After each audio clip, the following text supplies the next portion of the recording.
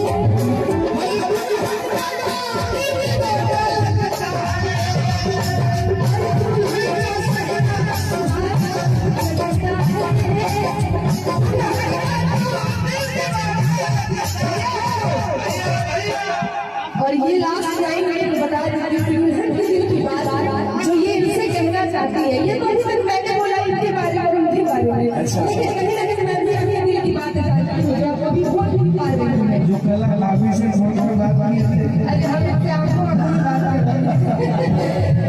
बोलना चाह रही है भैया जी, भैया भैया तनी भाव की चीज करो।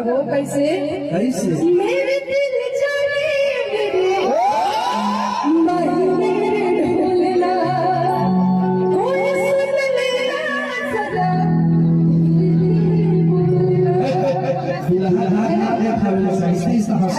ये सब कौन है? सालिया है, सब सालिया है। जिसके आगे जी जिसके पीछे जी वो मेरे जीजा जी, भाई मेरे जीजा जी। ये सब बता रही है कि जीजा जी पान मत खाइए और होठ लाल करना है तो लिपस्टिक लगाइए। और कैसे कि तुझको पा लिया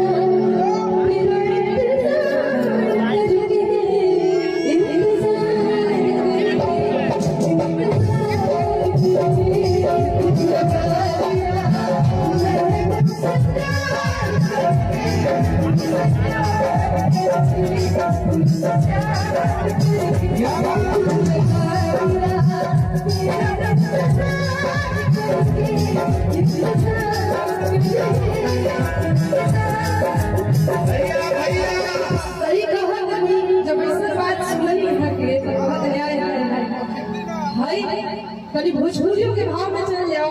एक लास्ट लाइन बिहार में बन एक कैसे कि जैसन सोचले अरे भैया से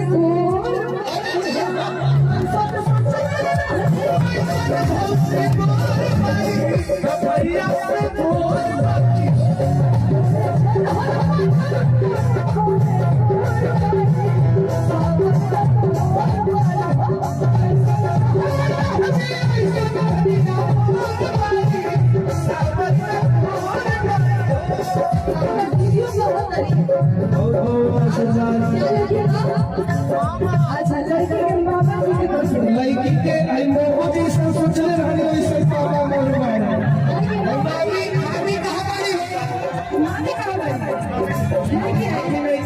अच्छा बियाह शादी है तो पापा ढेर मिल गई है। ए बाबा जी सुनिए आई खान से पापा बनो बना हां बाबा आज जीवन में से भूल बहुत आशीर्वाद कैसा है जी के वो जैसा चाहे भैया भैया भैया हमार भैया कहते कि मामा जी के लइका होके वाला मैं को जयकार हो जाओ जयकार होई तो आदमी ना हो जाए हम होके आवे वाला बात हमनी के आई नहीं सुने जयकार करे जरूर आएंगे हां ना नहीं बका सूरी पहले खेते हो जाए हां शादी पहले सुपर गवाने लगेंगे अच्छा अच्छा कैसे कहेगा कि जैसे सोचले